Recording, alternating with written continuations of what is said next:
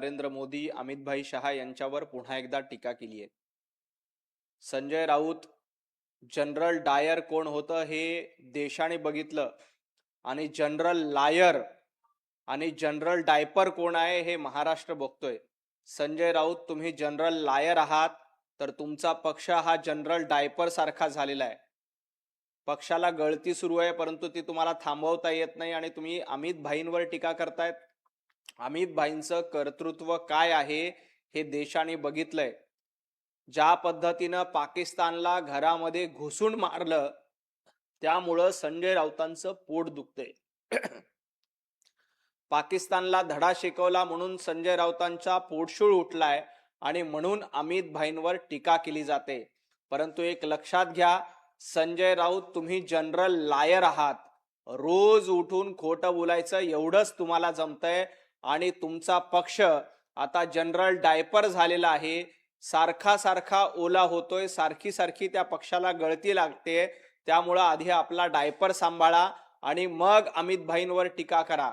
अमित भाईंनी पाकिस्तानला धडा शिकवलाय. ऑपरेशन सिंदूरच्या माध्यमातून दहशतवाद्यांचा खात्मा पाकिस्तानमध्ये घुसून केलाय म्हणून तुम्हाला अमित भाईंबद्दल टीका करावी लागते. परंतु एक लक्षात घ्या, अमित भाईंचं नेतृत्व देशानं स्वीकारलंय. अमित भाईंच्या नेतृत्वात देश पुढे जातोय. जम्मू काश्मीर मधील दगडफेक देखील कमी झाली आहे. परंतु तुमची पोटदुखी कमी व्हायला तयार नाही. आधी आपण जनरल लायर आहोत आणि आपला पक्ष जनरल डायपर झालाय, याकडे लक्ष द्या आणि मग अमित भाईंवर टीका करा.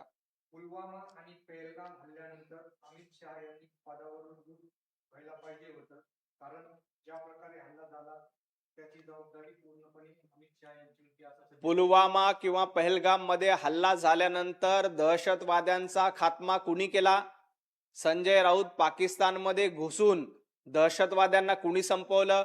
ऑपरेशन महादेवच्या माध्यमातून पुलवामा मधल्या पहलगाम मधल्या दहशतवाद्यांचा बदला कुणी घेतला? अमित भाईंनी घेतला. जे 370 कलम गेल्या 70 वर्षामध्ये काँग्रेसला हटवता आलं नाही ते कलम कुणी हटवलं? अमित भाई शहा यांनी हटवलं. देशविरोधी लोकांना बेड्या ठोकून त्यांच्या घरामध्ये घुसून, पाकिस्तानच्या घरामध्ये घुसून मारण्याची हिम्मत याआधी एकाही गृहमंत्र्यांची झाली नव्हती. हे जनरल लायर असलेल्या संजय राऊतांनी लक्षात ठेवलं पाहिजे. अमित भाई शहा हे दहशतवाद्यांच्या विरोधात, नक्षलवाद्यांच्या विरोधात कंबर कसून लढतायत. त्याच्यामुळं संजय राऊत तुम्हाला त्रास होतोय. परंतु हे गोष्ट कायम लक्षात ठेवावी की अमित भाई शहांचं नेतृत्व देशवासियांनी स्वीकारलेलं आहे.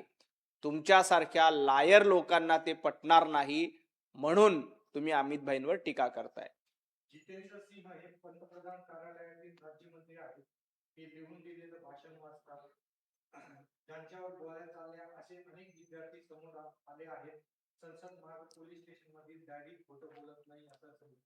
जितेंद्र सिंह यांनी संसदेमध्ये स्पष्टपणे सांगितलं की कुठेही विद्यार्थ्यांवर गोळ्या चालवलेल्या नाही. परंतु संजय राऊत सातत्यानं खोटं बोलून दिशाभूल करण्याचं काम, अफवा पसरवण्याचं काम करतायत. कुठेही विद्यार्थ्यांवर गोळीबार करण्यात आले नाही. दिल्लीच्या आंदोलनामध्ये काही खुनी, ज्यांच्यावर खुनाचे गुन्हे आहेत, ज्यांच्यावर बलात्काराचे गुन्हे आहेत, असे लोक घुसून विद्यार्थ्यांच्या नावावर राजकीय पोळी भाजण्याचा प्रयत्न करत होते. हे सिद्ध झाले. अनेक गुन्हेगार हे दिल्लीच्या आंदोलनामध्ये विद्यार्थ्यांच्या नावावर किंवा विद्यार्थ्यांच्या आडून समाज पेटला पाहिजे, या देशामध्ये बांगलादेश आणि नेपाळ सारखी परिस्थिती आली पाहिजे यासाठी प्रयत्नशील होते. हे आपण बघितलेलं आहे. त्यामुळं अशा समाजकंटकांवर कारवाई केली जाणार आहे.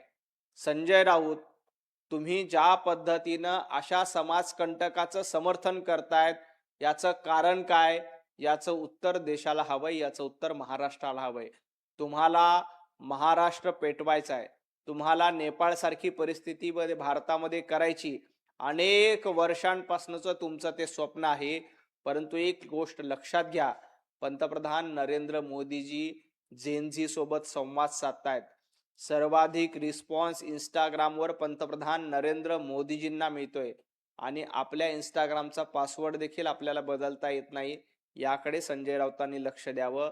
तुमचा पासवर्ड आता हिंदुत्ववादी राहिला नाही, तर तुमचा पासवर्ड हा औरंगजेबाचा झालाय, तुमचा पासवर्ड बाबरचा झालाय, तुमचा पासवर्ड अब्दाली झालाय. याकडे थोडं लक्ष द्या. पुण्यभूषण पुरस्कार अमित शहा यांना दिला जाणार आहे.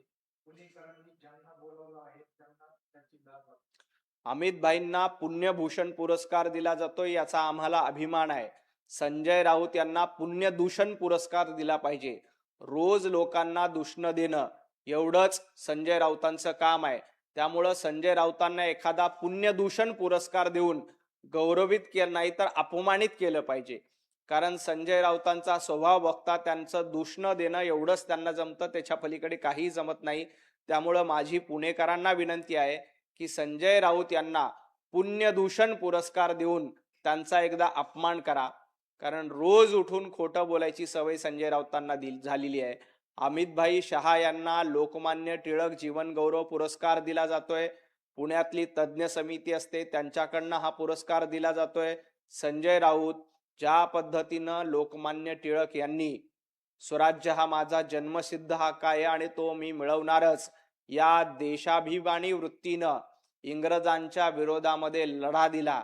अमित भाई देखील लोकमान्य टिळकांचा आदर्श घेऊन, देशभक्ती डोळ्यासमोर ठेवून, भारत देश आणि नेशन फर्स्ट हे डोळ्यासमोर ठेवून पाकिस्तानला धडा शिकवतायत, बांगलादेशला धडा शिकवतायत. त्यामुळं अमित भाई शहा यांच्या नेतृत्वाला तो पुरस्कार दिला जातोय. संजय राऊत आपली लायकी काय आहे? संजय राऊत आपली पात्रता काय आहे?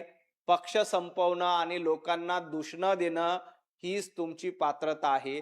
त्यामुळे तुम्हाला पुण्यभूषण कुठलाही गौरव पुरस्कार दिला जाणार नाही.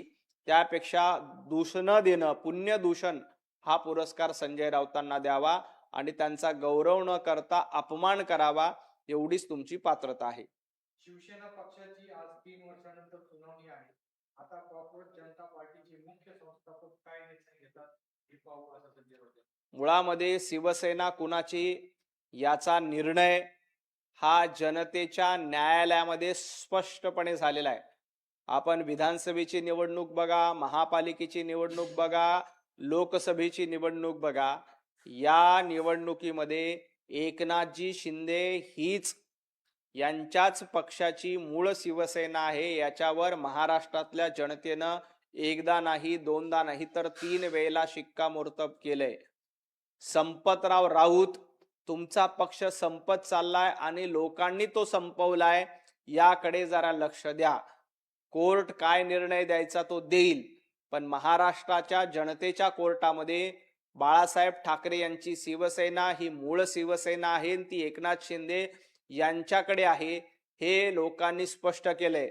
धनुष्यबाण हा एकनाथजी शिंदेकडे आहे आणि त्यावर महाराष्ट्रातल्या जनतेनं विश्वास टाकलाय आणि पुन्हा पुन्हा सिद्ध केलंय की बाळासाहेब ठाकरे यांचे वैचारिक वारसदार कोण आहेत, तर एकनाथजी शिंदे आहेत. कोर्टामध्ये जो निर्णय लागायचा तो लागेल, पण जनतेच्या न्यायालयामध्ये खरी शिवसेना एकनाथजी शिंदे यांची आहे, हा निकाल लागलेला आहे. रोहित पवार यांनी भारतीय जनता पार्टीवर आरोप केलेत की महिला सन्मान भारतीय जनता पार्टीला जमत नाही. अहो रोहित पवार, महिला सन्मानाबद्दल तुम्हाला बोलायचा अधिकार आहे का? केतकी चितळे यांनी शरद पवारांबद्दल एक पोस्ट लिहिली म्हणून तिला तुरुंगात डांबणारे रोहित पवार तुम्ही होतात. आपल्या काकींबद्दल वाईट शब्द बोलणारे, अपशब्द वापरणारे रोहित पवार तुम्ही होतात. त्यामुळं महिला सन्मानाबद्दल रोहित पवार यांनी बोलू नये.